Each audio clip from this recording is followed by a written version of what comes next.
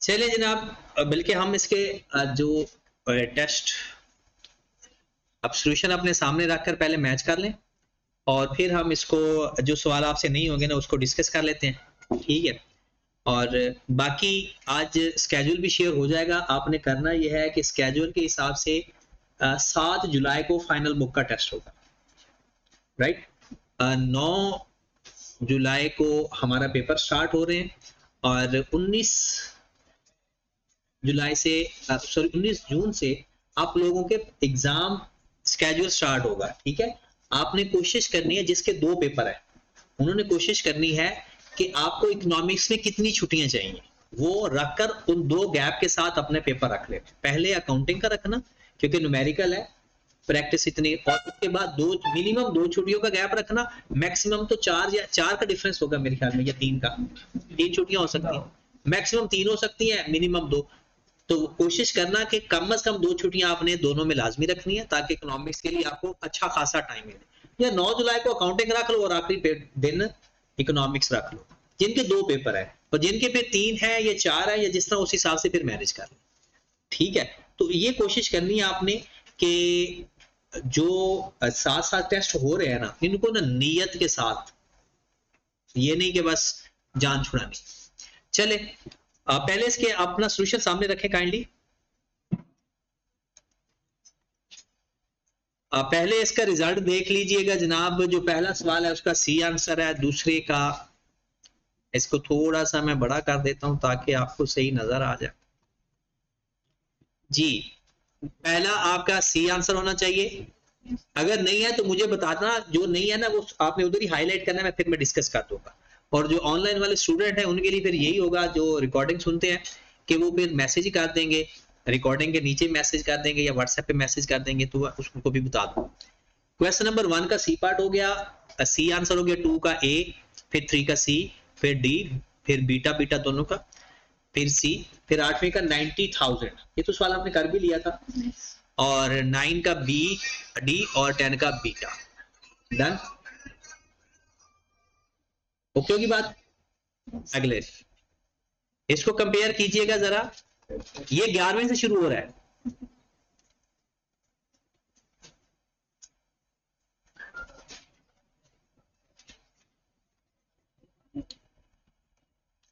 हाँ जी, पहले का सी,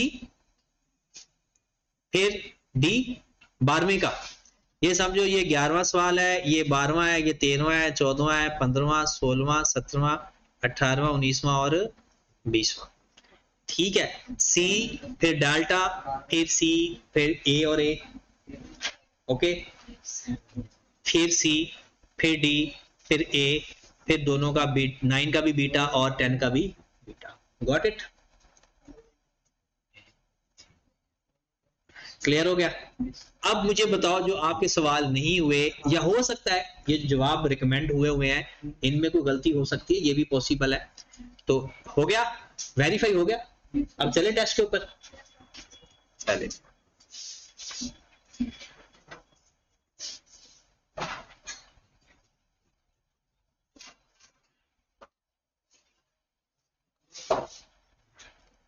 हाँ जी, बताएं कौन सा क्वेश्चन है जिसमें आपको डिस्कशन की जरूरत है। आपने इन 20 सवालों में किस सवाल में डिस्कशन की जरूरत है?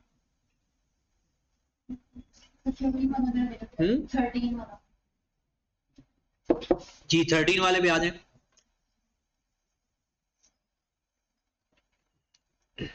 जी। 13 वाले क्वेश्चन के अंदर हमने वैल्यू फाइंड करनी है, the cost of conversion of inventory. क्या? Cost of conversion of inventory.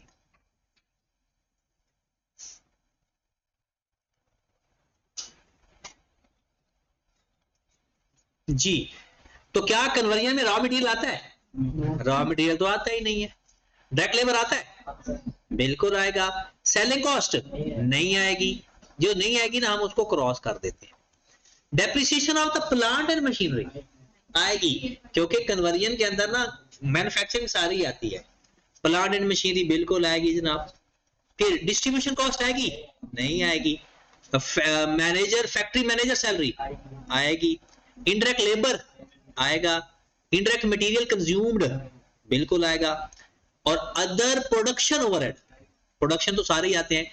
Other accounting cost नहीं आएगी। एडमिन कॉस्ट नहीं आएगी। प्लस का लो आंसर आ जाएगा। अब अपनी गलती ढूंढो, कहां से गलती की है।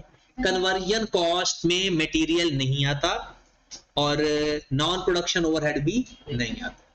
ठीक है, कितना आंसर था इसका? 11396 जी। तो मेरे भाई कल का फॉर्मेट देखिए, मैन्युफैक्चरिंग ओवरहेड के अंदर पहले दो कौन से थे? इनडायरेक्ट मटेरियल और इनडायरेक्ट लेबर। वो मैन्युफैक्चरिंग ओवरहेड है, वो मटेरियल प्राइम कॉस्ट के अंदर तो नहीं आते। और बताएं क्वेश्चन नंबर 9। क्वेश्चन नंबर 9 लिखा हुआ है जनाब, inventory movement for the product X during the last quarter were as follows. Opening inventory आपके पास 6 यूनिट है, 1650 का है हर एक। आपने परचेज किए 10 यूनिट, फिर सेल किए 10 यूनिट, फिर परचेज किए, फिर सेल किए। कहता है कॉस्ट ऑफ सेल बताएं अगर इन्वेंट्री कौन सा मेथड इस्तेमाल कर रही है? FIFO मेथड इस्तेमाल कर रही है, फर्स्ट इन फर्स्ट आउट। अब आप मुझे बताएं किस मेथड से करोगे, पीरियोडिक या परपेचुअल? परपेचुअल। मैंने आपको एक बात भी बताई थी, FIFO मेथड में जिससे मर्जी कर ले आंसर पे कोई फर्क नहीं आएगा, वेटेड एवरेज में फर्क आता है। FIFO मेथड में कभी कोई फर्क आता ही नहीं है। तो जिस तरह मर्जी कर ले, ये आपकी अपनी मर्जी। ठीक है, अगर हम परपेचुअल से भी करते हैं तो मुझे बताएं आपके पास पहले कितने यूनिट आपने खरीदे? 6 at the rate of 1650, total कितनी वैल्यू होगी? इसको मल्टीप्लाई करें।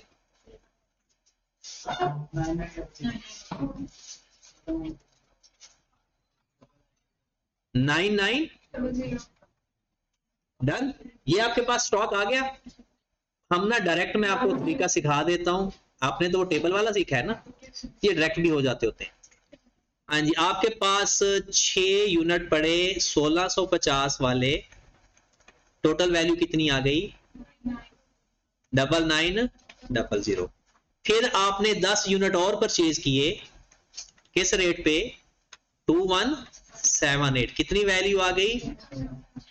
2178। FIFO है, वेटेड एवरेज हो तो इकट्ठा कर देते हैं, FIFO हो तो इकट्ठा नहीं करते। लो मेरे भाई, ये हमारी टोटल वैल्यू पहले पड़ी हुई है। अब आपने यूनिट किए सेल, हमने करना है माइनस। क्या करना है? माइनस। कितने यूनिट सेल किए? 10 यूनिट। तो जिसमें 6 और 4 होके ऐसे होगा, FIFO में यही होता है ना। तो बताओ, एक तो 9900 माइनस होगा और दूसरा 4 यूनिट किस रेट वाले माइनस होंगे? 2178 वाले। करो जरा, 6 यूनिट 1650 वाले माइनस होंगे और 2178 वाले माइनस होंगे। 8712। यहां तक बात क्लियर है? फिर आपने यूनिट खरीदे, कितने खरीदे? 20। अब आपके पास जो यूनिट बचे पड़े हैं ना, वो कौन से हैं? 6 यूनिट हैं 2178 वाले, किस रेट पे पड़े हुए हैं?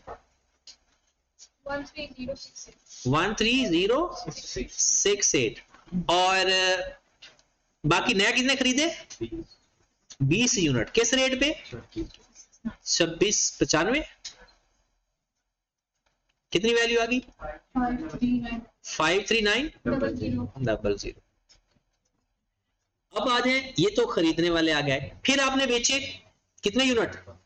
15। कैसे बेचे होंगे? 6 यूनिट 2178 वाले, 13068 और 9 यूनिट बेचे होंगे किस रेट वाले? 2695 वाले। कितनी वैल्यू आ गई? 24255। Got it?